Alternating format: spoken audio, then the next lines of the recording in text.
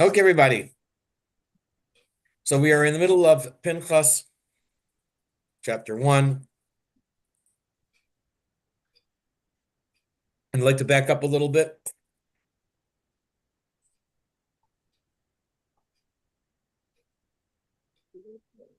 And we are talking here about Pinchas who turned Hashem's anger away, turned back Hashem's anger from the children of Israel. Why? How? Through avenging the vengeance. Bekano es kinasi. Kuf nun aleph means vengeance or to be jealous. And we connected it with anger and getting angry. Okay, we also were reading from different books of the Arizal that he's quoting. So some of the things that we're going to have are going to be repetitious. I would like to begin over from where we stopped last time, not exactly where we stopped, but go back a little bit. And I think our last class was 3 weeks ago. I think we missed 2 weeks. So we're going to begin on page 796. The big thing here was 151 or 150. Kina, vengeance, Kuf Nun Aleph, 151. Ka'as, anger, is 150. And we have combinations of Hashem's names that also equal 150 or 151.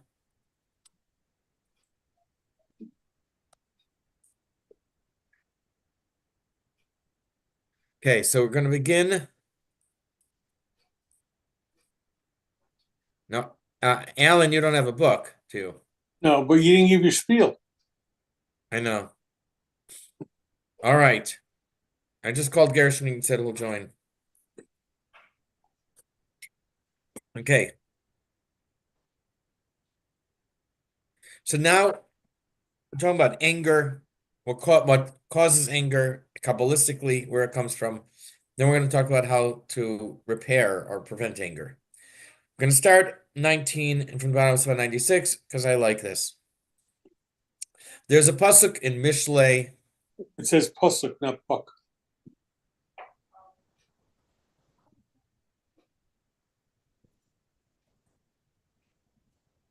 I'm going to start from reading 18.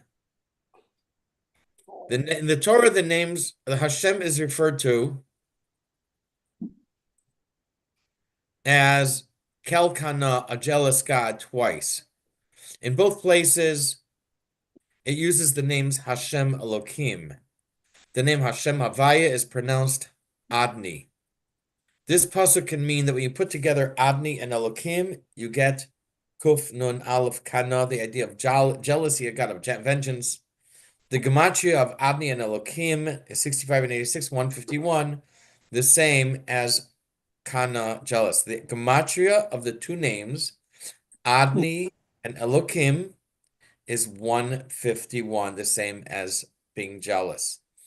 What we're going to say today is that the name Yudke Vavke Havaya sweetens the other names, specifically Adni and Elokim and even Ekia have to do with anger, are the source of anger. We're going to talk today a lot about Elokim.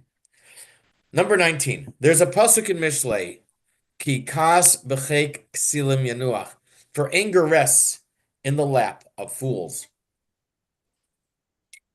Simply, this means that foolish people get angry. An obvious connection to our topic is that it discusses.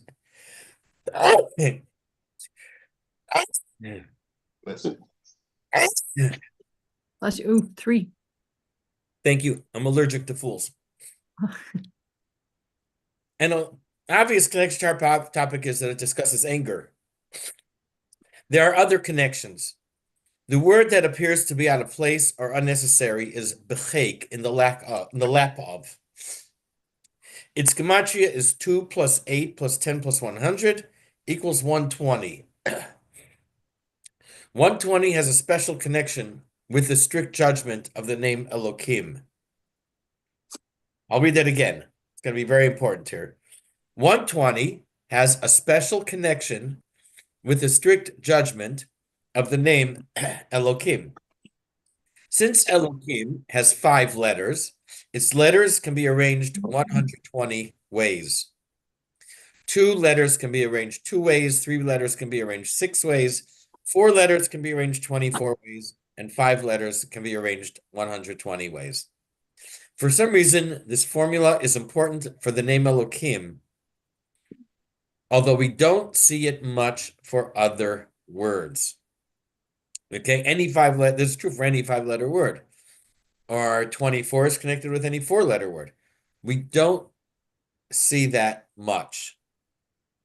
Actually, we did learn once that the number 24 is connected with Havaya, but we showed a different way how it's connected. Just occurred to me in Parshas Chaisara. Okay.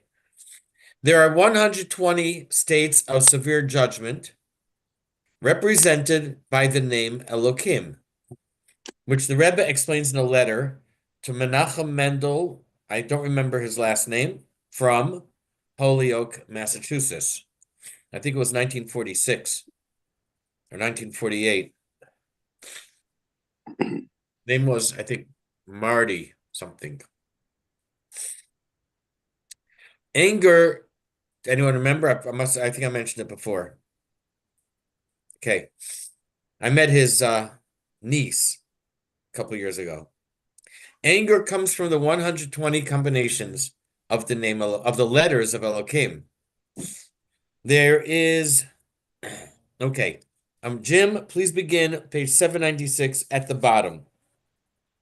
Second at the bottom. For anger. For anger derives from these two names, Adni and Elohim, whose combined numerical value is 151. Continue. This is alluded to in the verse, for anger rests in the bosom of fools. The numerical value, a word for in the bosom of, Bechet, Beit, Ket, Yud, Kuf, is 120, which is the number of permutations of the name Elohim from whence anger derives. The name Elohim comprises 5 letters, Aleph, Lamed, He, Yud, Mem, and 5 letters produce 120 permutations. 5 equals 5 plus times 4 times 3 times 2 times 1 equals 120. The different permutations of this name indicate all the various types of judgment. Okay, thanks. There is another significance to the word bechek in the lap of. It contains the word yabok with the addition of the letter ches. Yabok is the name of the river Yaakov crossed on the way back from Lavan to Eretz Yisrael. Mm-hmm. There is great Kabbalistic significance to this river. Its letters stand for Yichud, Bracha, Kedusha. Yichud, oneness, Bracha, and holiness. Also, its gematria is, thank you. Its gematria is 10 plus 2 plus 100 is 112, which is the same as Adni, Havaya, and Ekia. 65 plus 26 plus 21 is 112. Finally, it has the letters of Yaakov without the letter ayin. Ayin represents fog and murkiness. In my understanding, the mystical idea that Yaakov crossed the river Yabok means he left behind his former self, who studied Torah all day undisturbed, and withstood the challenge of living with Lavan and not being affected by him. And specifically, living with a difficult person can bring out the worst in someone. Yaakov withstood this most difficult challenge and became much more refined in the process. And this is also the significance of his name change to Yisrael. It was a paid advertisement. And as we said, the word bechek in the lap of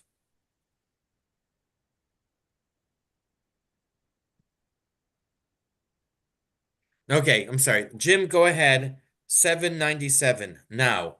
Now, the word bechek comprises the letters of the word yabuk, yud, beit, kuf, together with the letter chet inserted in the middle.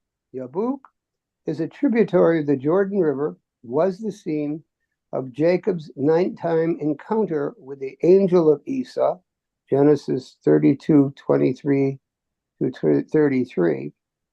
And as such, it signifies the context of the struggle between good and evil. Okay. Again, from my understanding, it symbolizes to reach this level means that you've achieved a high, very high standard of righteousness. 21, as we said, the word bechek in the lap of is comprised of the word yabok with the addition of the letter ches. Ches is 8, representing the 8 kings of Edom, of Esav, which refers to Olam HaTohu, the realm of chaos. And that's what Hashem created first, and it crashed and burned. Gershon, I think we learned about that like once upon a time when the tornado hit.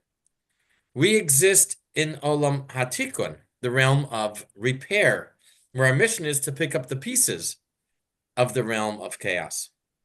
The kings of Edom, represented by the letter Ches and the word Bechek in the lap of, introduce anger into Yabok. They're contaminating the high level of Yabok.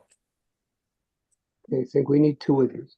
The significance of this is that when the name Chavaya is joined with the name Elohim, the negativity of the name Elohim is sweetened by the mercy of the name Chavaya.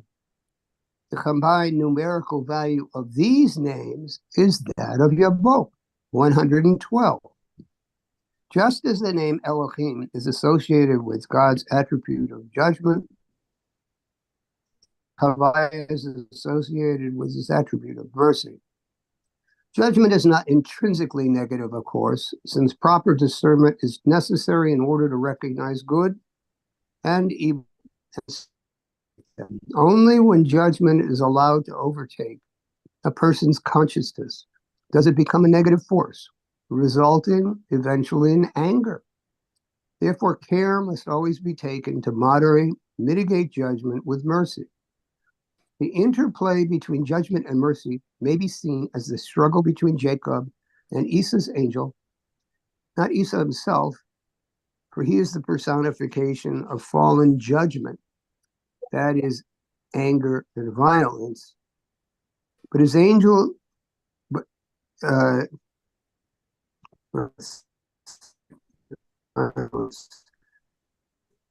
angel or I think is of spiritual origin. I don't like the word there. Anyway, they are both legitimate, but is angel or spiritual origin? I must retain. All right, they're both, but Jacob must hold on a second. Fallen judgment. Esau himself, but his angel or spiritual origin. All right, still a little awkward. They are both legitimate, but Jacob's mercy must always retain the upper hand. This is why the struggle took place at the Yabok River. For as we said, the numerical value of Yabok is 112, which is the sum of the numerical values of the name Havaya and Elohim. It's both the values of the name Havaya and Elohim and Havaya plus Ekia plus Adni. What it's saying is in this last paragraph, it's not between Jacob and Esav. Esav is forget about. We're talking about Esav's angel, the spiritual origin of Esav. Mm-hmm. And that is a legitimate judgment. So even in that, compassion has to play the upper hand. We have to have judgment. It just needs to be sweetened or tempered. It has to be in the proper balance or ratio with compassion. Okay, continue. All right.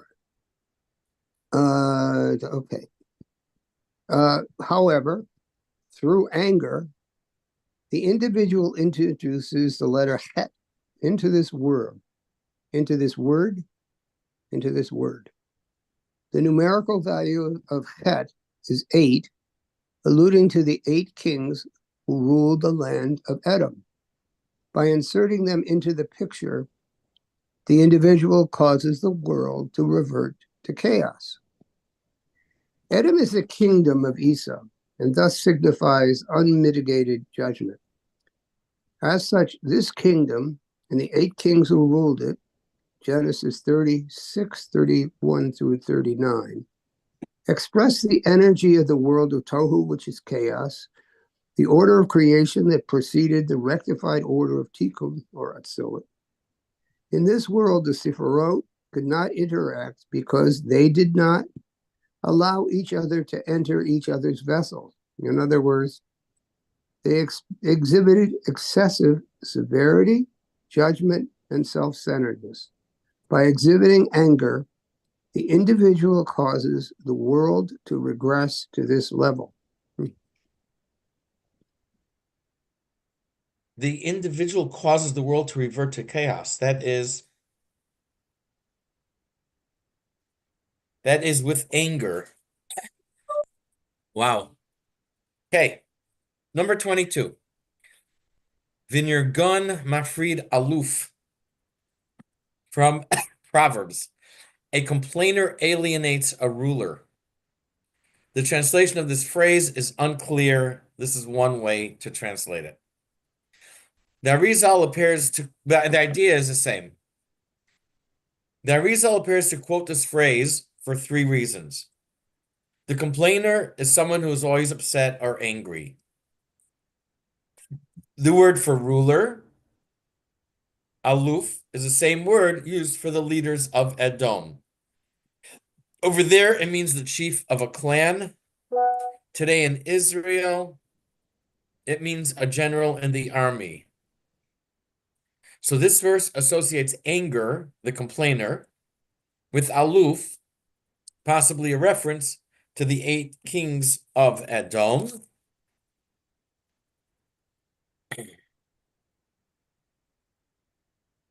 Okay, go ahead, Jim. This is the mystical meaning of the verse, and the querulous man alienates his friend. The word for friend in this verse, aluf, is the same as that for chieftain, possibly alluding to the chieftains of Edom.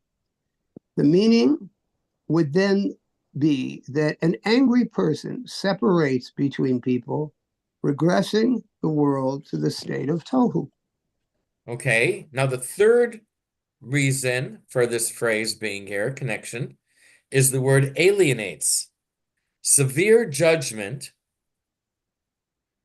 occurs when Havaya is separated from Elohim, resulting in severe judgment, which leads to anger.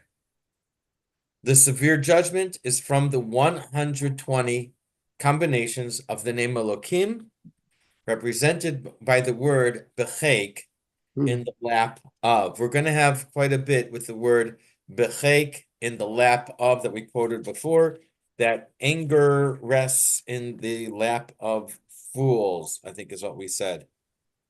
Yes. Okay, go ahead, Jim. When the name Havaya is thus separated from the name Elohim, this produces the state of severe judgment, which in turn leads to anger. The root of this anger is in the 120 permutations of the name Elohim, which is the numerical value of the word in the bosom of, as we've noted. Okay. 24. Hashem's name Elohim is actually in plural because it ends with Yud Mem, Elohim.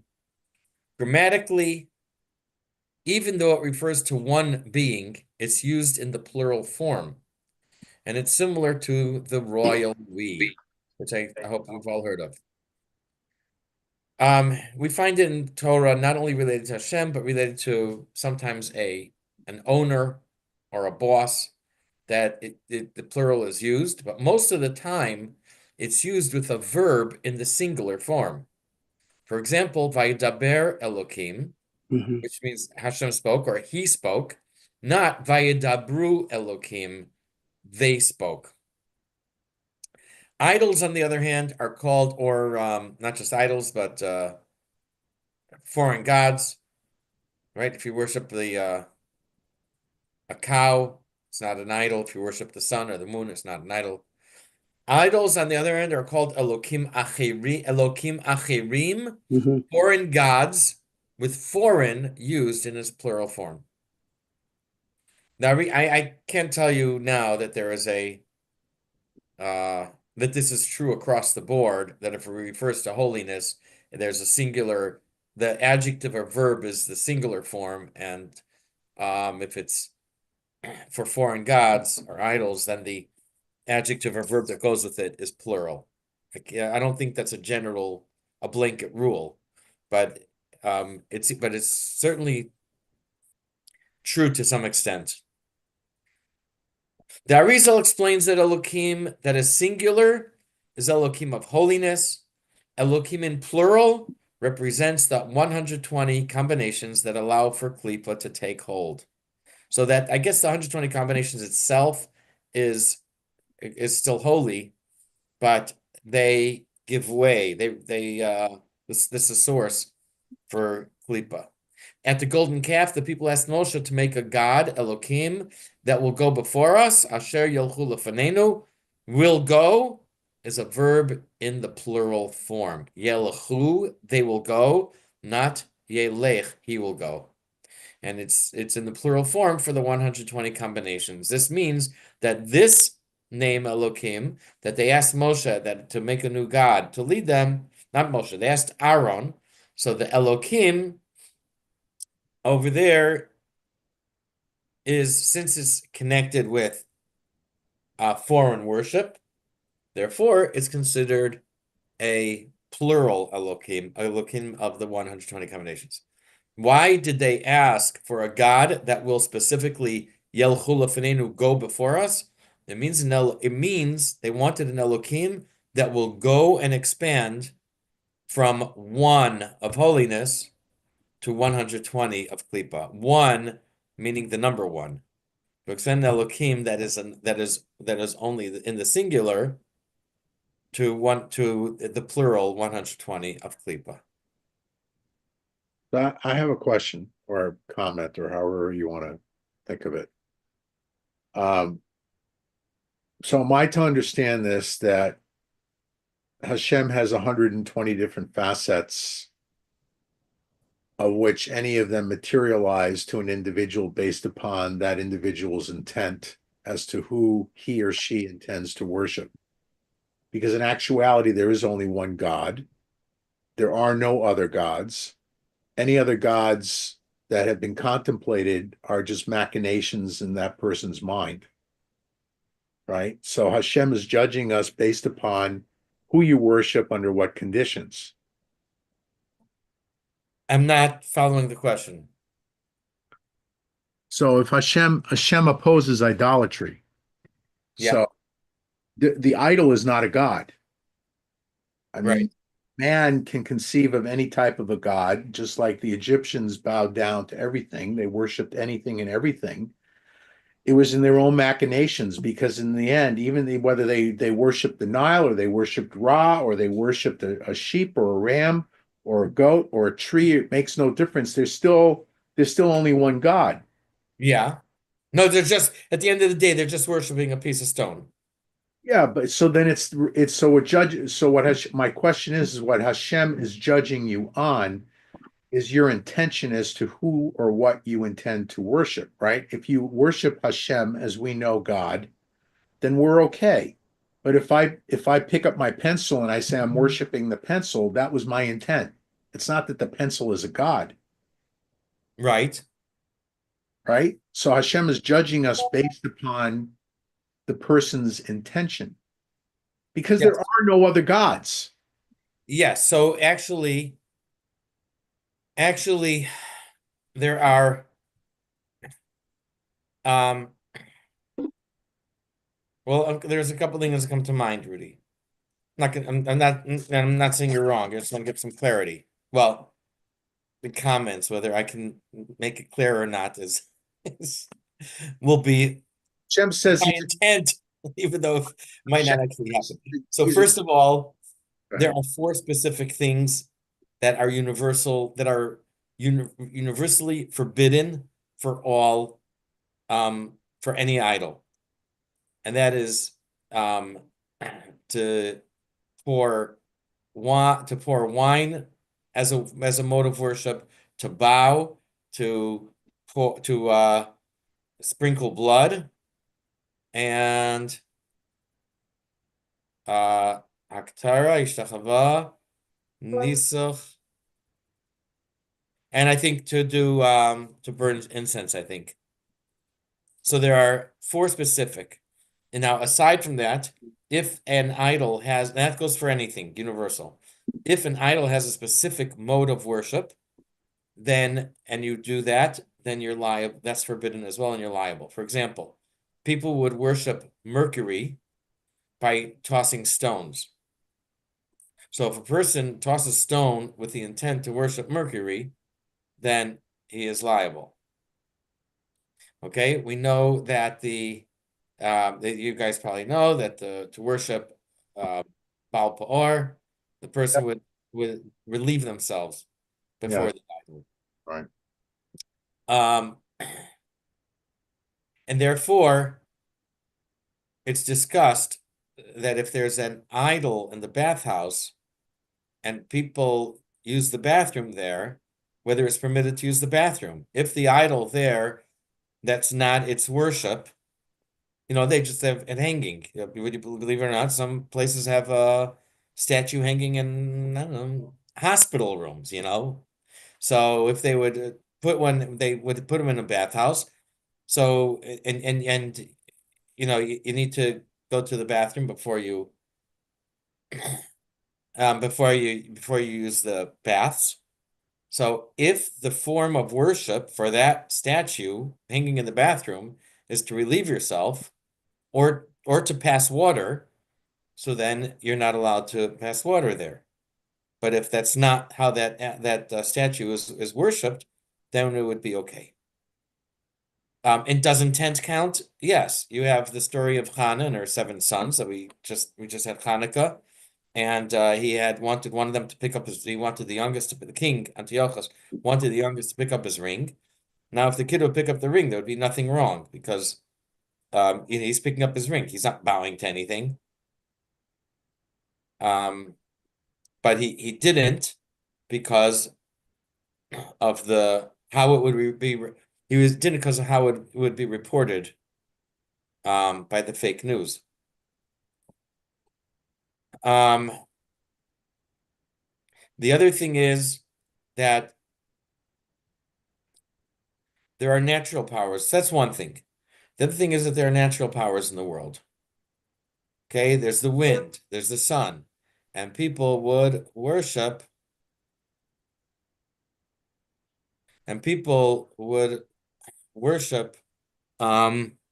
these powers. They're natural forces, but they're forces. So what was your question? Well, Right. I guess what really stimulated my comment or question or whatever you want to call it is Elokim Acherim. And that's nothing new for me because I've heard that and I know that idols are referred that way, but I just find it interesting that in Hebrew or even Hashem refers to them as foreign gods, when in fact there are no other gods. So okay. So It's your own machination. It's the yes. person's mindset as No, to how can you call them gods? So one thing exactly. is you can call it a force, like the sun is a force, the wind is a force. The in that sense, you're right. It's a piece of stone, but it is refers to as gods. But the other thing I want to mention is that point out as we actually we had it in our Gemara class a few weeks ago, and I may have said it here, is that it's very hard for us to wrap our minds to grasp this idea of idol worship. But until the end of the first Beis Hamikdash, the people had a natural urge for idol worship. If you were going to try to explain, and there's a couple things to compare it to.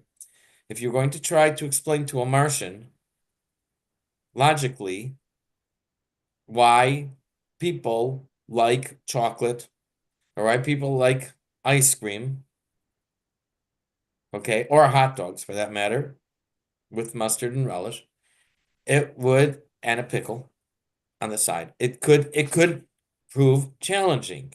Okay, what is it that how do you describe, how do you explain that that the chocolate tastes good, the ice cream tastes good, and yet having, say, an onion by itself is bitter, or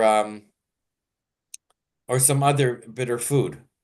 How can you explain to a Martian the natural attraction that that men and women feel for each other? Okay, it's very, very not logical. How can you explain it? I'm sure what's the word? Biologically or It, chemically, even, what happens, the changes that happen in the body when this sense is stimulated. I know there are biological changes, but try to explain logically to a Martian about this natural urge that men and women feel for each other.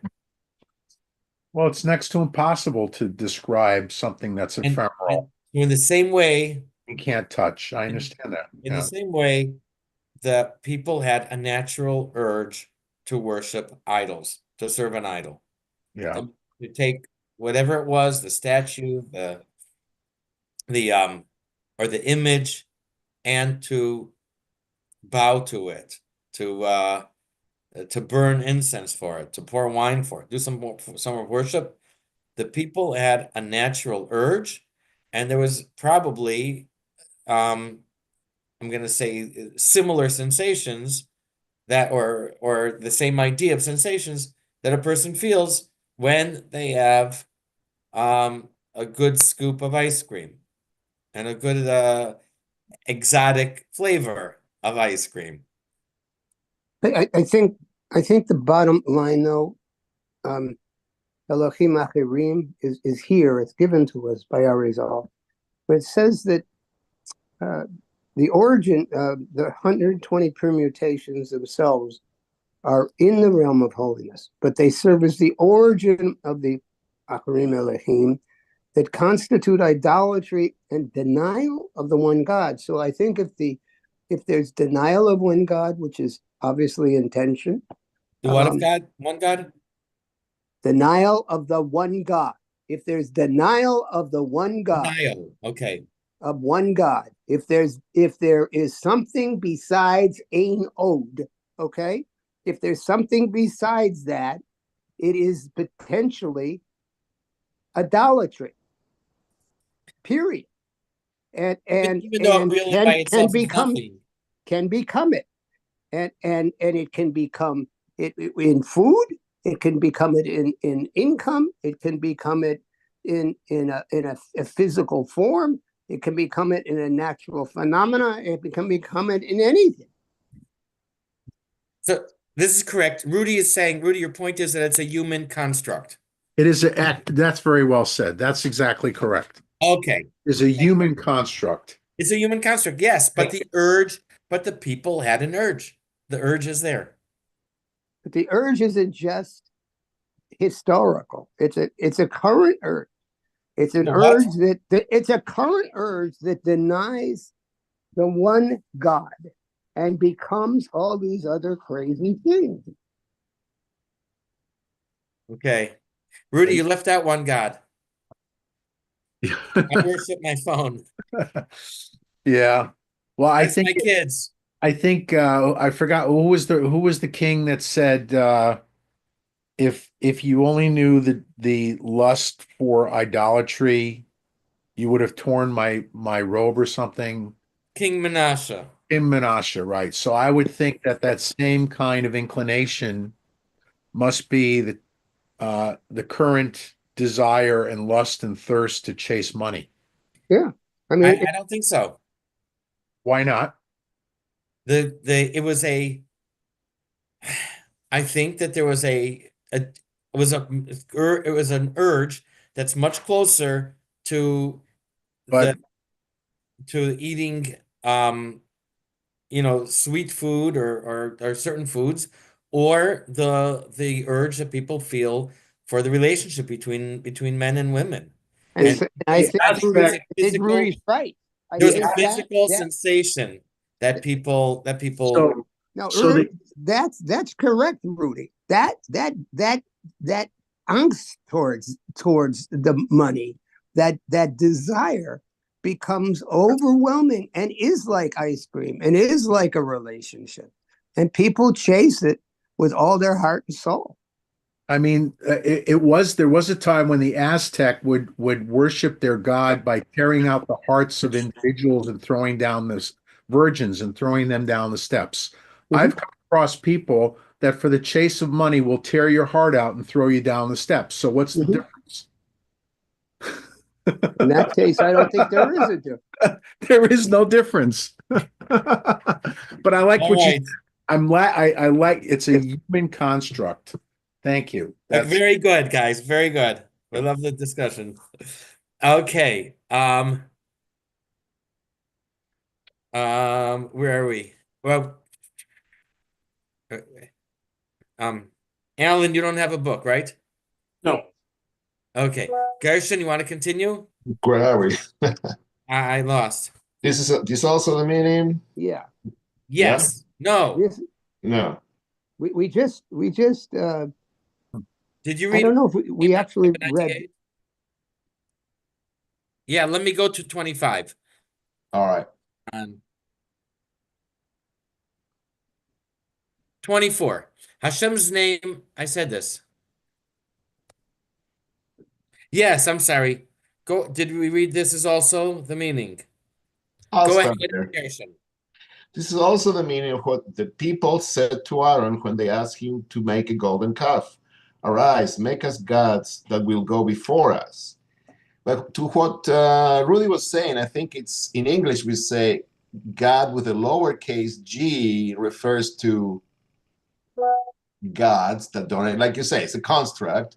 And to the one, it's a capital, and we don't spell it. Anyhow, Yes. that is that they ask him to make the name Elohim, which is in the context of holiness, is only one name, expand into many gods, that is, it's 120 permutations. This is why the verb that will go in this verse is in the plural. That will go also means that will extend, implying that the name Elohim expands into its 120 permutations. The Arizal will presently explain that the 120 permutations themselves are entirely within the realm of holiness, but they serve as the origin of the other gods that constitute idolatry and denial of the one God. there you go. Okay. There you go. Howling, I got a message from California. I'm not sure where this is exactly. The Fires, yeah. Los Angeles County, the storage room and cars by the parking lot are on fire of the Chabad. Oh, And us All right. and I think my niece writes, I'm not sure who writes, we need everyone's tefillahs. We are out and okay. Our Chabad house does not go up in flames. Cars in the storage parking lot, our storage are burning now from ZC Cunin. All right. ZC Cunin, you want to look at the All right. okay. So does this mean they had time to get everything out, the Torahs and? I don't know. people are evacuating. People what? Are evacuating. There are big flames. I don't know, in California, I don't know where, but that was The New York Pacific Times. Palisades All right. Yeah. near Malibu. Okay. That's not good. All right. Now the pasuk in Tillim says Elohim ruled over nations. Malach Elohim al Goyim. In the Zohar is explained that the name Elohim expands until foreign gods issue from it. That's nations. Malach Elohim al Goyim, nations. That refers to the foreign gods. This means Elohim expands into 120 combinations, which are all holiness, but opens the door for foreign gods or klipa. Go ahead, Gershon. Is to this that the elder in the Zohar alludes to when he explains the verse. Hashem, Elohim, rule over the nations. The name Elohim expands until other gods issue from it.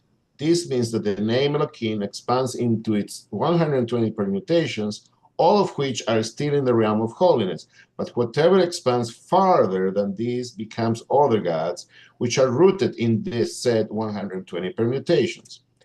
When the judgment of the name Elohim is allowed to extend beyond its natural borders, that means when a person becomes overly judgmental, this becomes a recipe for idolatry. The person comes to deny the oneness of Hashem in the world. That means the fact that everything in the world is caused and directed directly by Hashem. This subtle idolatry leads, as we said, to anger. Okay, 26. The Torah also uses the plural when Hashem tells Moshe, the people made gods of gold. It's also in the plural. 799.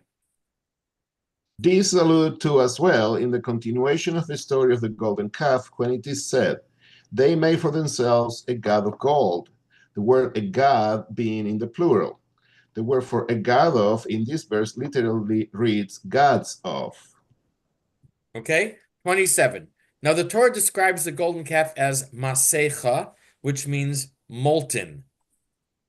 Then the Medrash, Rabbi Tanchum says the gematria of masecha is 125, indicating that the golden calf contains 125 centenaria of gold. Apparently it's a large amount. I always imagined that the golden calf, regardless of what you see in places, that the golden calf was actually maybe 6 inches or a foot tall.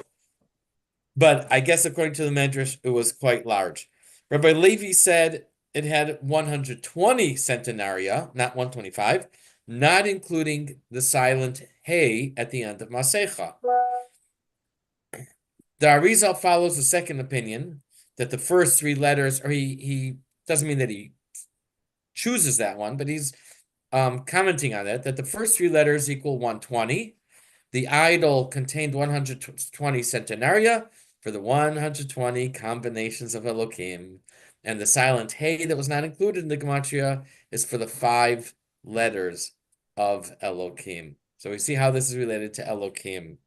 Okay, go ahead. Similarly, I read somewhere that the Egel Zahav, when it came out, was at scale. was what? It was at scale. Like It a was real- scale, yeah. What does that mean? It was The way a calf the would come size of out. a cow. Oh, it's the size of a cat. Okay. Yeah. Similarly, Hashem told Moses, they made themselves a molten calf. The numerical value for the word for molten, masecha, men samechaf he, is 125, alluding to the 120 permutations of the 5 letters of the name Elohim. Thus, the word masecha divides into 2 parts, men samechaf, the numerical value of which is 120, and he, the numerical value of which is 5. This is also why the calf was made of 120 talents of gold, corresponding to the 120 permutations of, according to another opinion, 125 talents of gold, corresponding to the numerical value of the word masecha, as our sages have said. Okay. Now, I do have to stop for a what's it called? Commercial message that masecha over there means molten, but also is the word for mask. Like for Purim, people wear masechot, they wear masks for Purim costumes. The Torah says, Elokei masecha lo tzasalach. You could read it, do not make molten gods for yourself, or do not make gods of masks for yourself, for those people who worship the mask and think that it'll protect them from all airborne diseases. 28, that was a paid commercial message. The word masecha, molten, is found in another verse, Elokei masecha lo sasalach. Do not make molten gods for yourself. This means do not turn Elohim into its 120 combinations that allow for foreign gods or klipa to take hold. Go ahead, Gershon. This is also the mystical meaning of the commandment, do not make for yourself molten gods. Do not allow the name Elohim to expand to its 120 permutations, 120 being the numerical value of the word for molten, so that these can serve as a source for the forces of evil known as other gods. Okay, thanks. Anger can occur when Havaya and Elohim are separated from each other. The repair of the problem of anger is to join Havaya and Elohim. Go ahead, Gershon. Now that we have explained the damage caused by anger, we can explain the remedy. Since anger causes the name Habaya to be dissociated from the name Elohim, the remedy is to join them together. Now, we had this last time we learned, and it says it will therefore be, last time, it'll therefore be effective in eliminating anger, unless, of course, the person willfully chooses to stay angry. So, okay. 30. This is what we do. During Shacharis, Mincha, and Ma'ariv, a person should meditate to prevent from being anger or to get rid of anger on Hashem's name during the first bracha of Shemon Esrei, on the name Havaya, means when you say Baruch Atah Hashem, on the name Havaya of 72, that is, as the Hey is expanded with Yuds. He should also have in mind to join Havaya with the name Ekyeh, Aleph Hey Yud Hey, as its Heys are also expanded with Yuds. This is the first bracha of Shemon Esrei. That's what the Spartan do. They're Nusach and they're Siddur. In the Siddur, Oh. yes, I don't know if it's these names. It has a Vaya, but I think it has with Aleph, Dalet, and Yud Yud. K, Vav K throughout, and then there's other Yes, permutations. combinations, and it's the first letter of Havaya and the first letter of the other name. If you find a Sephardic Siddur, so you can see that in parentheses there. Okay, so go ahead, Gershon. This is done as follows. During the morning, afternoon, and evening prayers, when reciting the first three blessings of the Amida, one should meditate on the following. When saying, "Blessed are you, O Hashem," during the first blessing, Abos, one should, when saying the name Havaya, meditate on the spelling of this name, whose numerical value is 72, that is, as it is spelled out using the letter Yud. He should also intend in his mind to unite this name with the name Ekyeh, as is spelled out using the letter Yud. There are four chief ways to spell out the name Havaya. The numerical values of these spellings are 72, 63, 45, and 52. Hey, he doesn't say as seen above. The first blessing of the Amida is called Abos, fathers, since it mentions the forefathers of the Jewish people. The spelling whose numerical equivalent is 72 is associated with the Sephirah of Chochmah. The name Ekyeh is associated with the Sephirah of Keter and, secondarily, Bina. This means that when the Keter Bina experience is allowed to fulfill itself, develop and mature, as signified by the spelling out and squaring of this name, without the presence of Chokhmah in the process, anger is likely to ensue.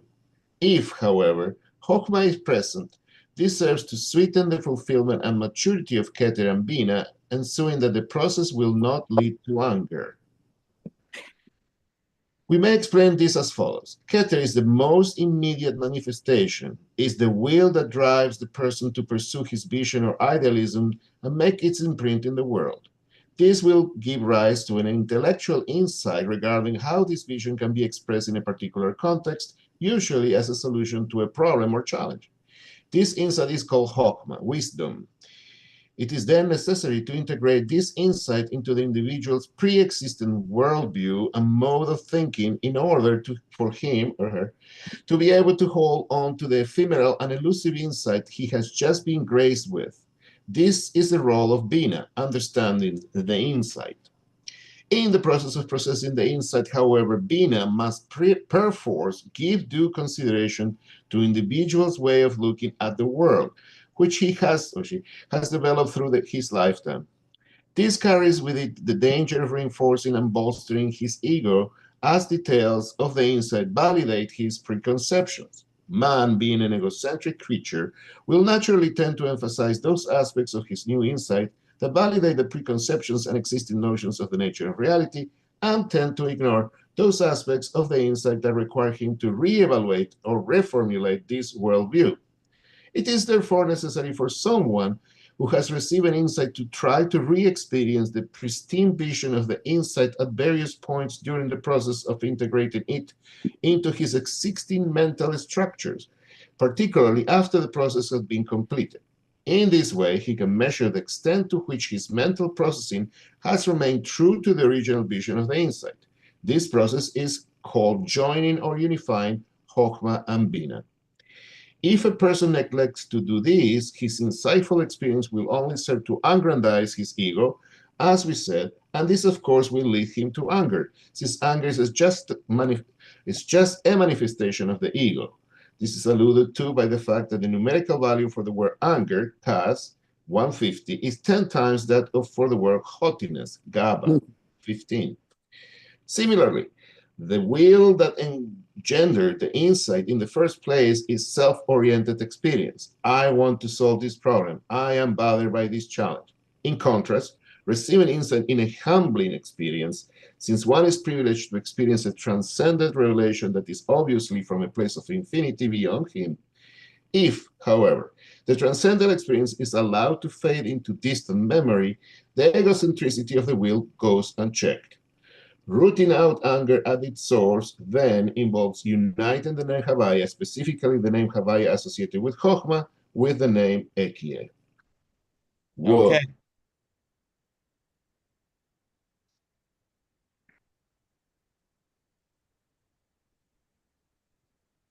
One, 31.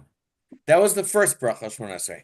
Now, when saying Hashem's name in the second bracha of Shemona Esrei, he should have in mind Havaya of 63, which means its Hays are expanded with Yud, but Vav Aleph Vav instead of Vav Yud Vav. Its Vav is expanded with Aleph instead of Yud. He should also have in mind to join Havaya with Elokim. The first one was to join Havaya with Ekia. This is to join Havaya with Elokim. This is done by picturing the letters of Havaya with the vowels of Elokim.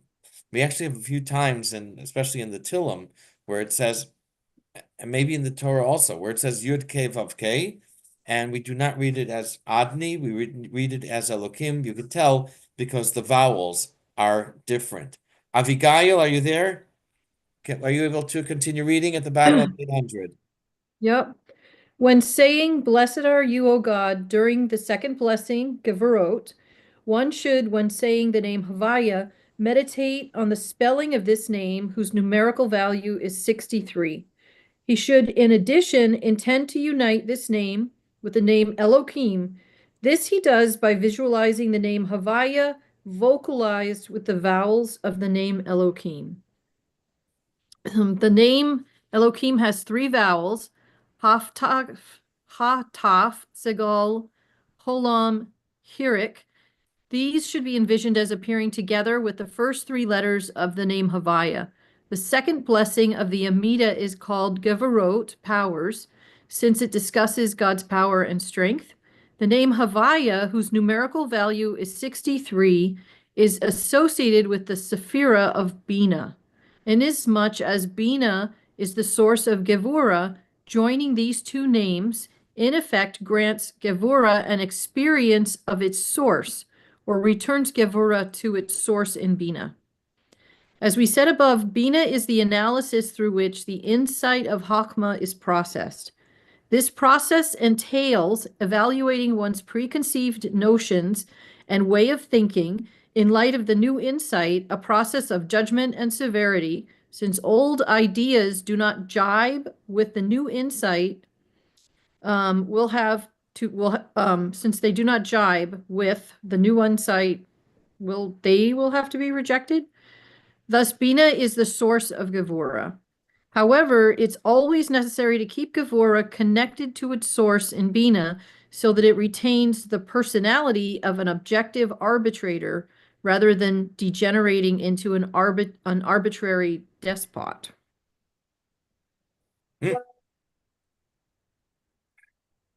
Okay. Now, thank you. When saying Hashem's name in the third bracha of Shemona Esrei, a person should have in mind Havaya of 45 with the Hey expanded with Aleph. He should also think to join Havaya with the name Adni. Go ahead. Okay. When saying, Blessed are you, O God, during the third blessing, Kedushat Hashem. One should, when saying the name Havaya, meditate on the spelling of this name, whose numerical value is 45, i.e., as it is spelled out using the letter Aleph. He should, in addition, intend to unite this name with the name Adni. The name Havaya, whose numerical value is 45, is associated with the concept of humility. The numerical value of the word for what, ma, is 45, and the question what implies a humble admission that one does not know everything. Moses, the humblest man on earth, said of himself and his brother Aharon, what are we? I.e., we are, or personified, the attribute of what? This attribute is the essential complement and inner dimension of the attribute of Malchus, sovereignty. This was exemplified by King David, the quintessential monarch, who declared of himself, I shall be lowly in my own estimation. Okay. 17, too small.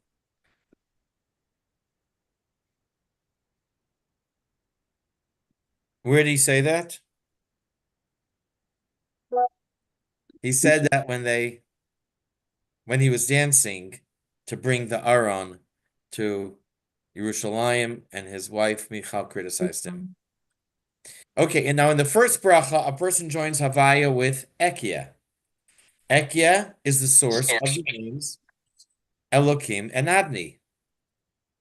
By meditating on joining the three names of Havaya, a person sweetens the source of anger and its two branches, the three names Ekia, Elokim, and Adni. Okay, go ahead. In the second and third blessings of the Amida, he has connected the name Havaya with the names Elohim and Adni, which are the two powers of judgment from which anger is numerically derived, as we have said. In this way, he has sweetened them by associating them with the name Havaya. The way to prevent anger is thus to ensure that one's power of judgment is always mitigated by mercy.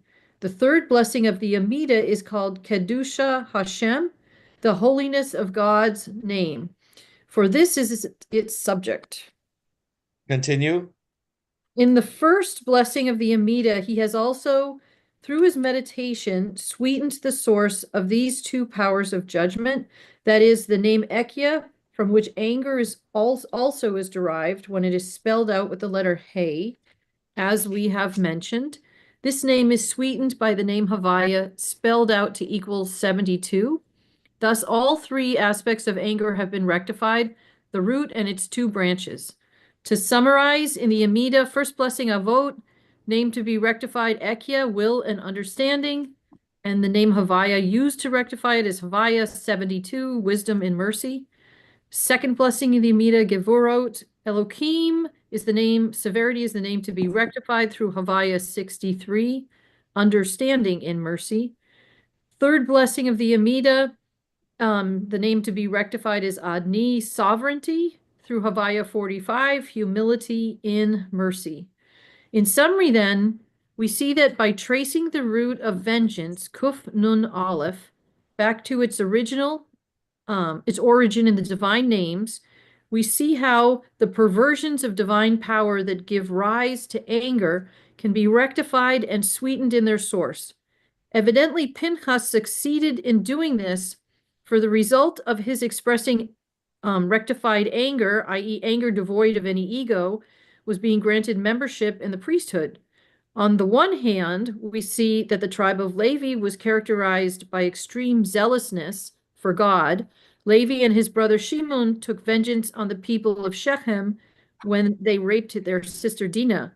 When Moshe came down from Mount Sinai and saw the people worshiping the golden calf, he said, "Who is for God? Come to me." And the entire tribe of Levi came to him and slew the idolaters. On the other hand, one of the chief functions of the priests, besides officiating at the temple sacrificial rites, was to bless the people each day with peace. Excuse me. Joshua, your alarm is going off. Sorry. The passage describing this function of priesthood contains 150 letters signifying how, by rectifying their innate attribute of zealous anger, they serve as conduits for peace and brotherhood for the whole people. Thus God says of Pinchas, therefore say that I hereby grant him my covenant of peace. The Arizal makes another recommendation for insulating oneself from anger. Keep going. No, In addition, one should immerse. 35. Oh, okay. A Sorry. person should also immerse in the mikvah twice a week, Tuesday and Friday. While immersing, he should have in mind that the gematria of mikvah is 40 plus 100 plus 6 plus 5 is 151, the same as kas, anger, plus the kolel. It is also the gematria of ekia, with hey expanded with hey. That's aleph, and then hey hey, yud, and hey hey, and we talked about that last week. He should have in mind that by immersing, anger that seeks to overwhelm him should dissipate as long as he immerses according to the schedule and with these meditations. All right. In addition, one should immerse in the mikveh twice a week. On Tuesdays and Fridays, when he immerses, he should meditate on the fact that the numerical value of the word mikveh, mem kuf vav hey, 151, is the same as that of the word for anger, ka'as, 150, plus the kolel, and that of the name Ekya, spelled out with the letter Hey, 151. He should intend through these immersions that the anger that overcomes him be nullified, provided that he persists in immersing this way.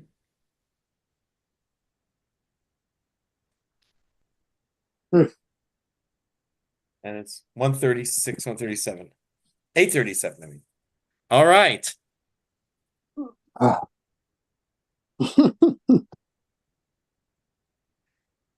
Okay, it all clicks. Wasn't too complicated. I finished at 1 minute. Very good. I finished at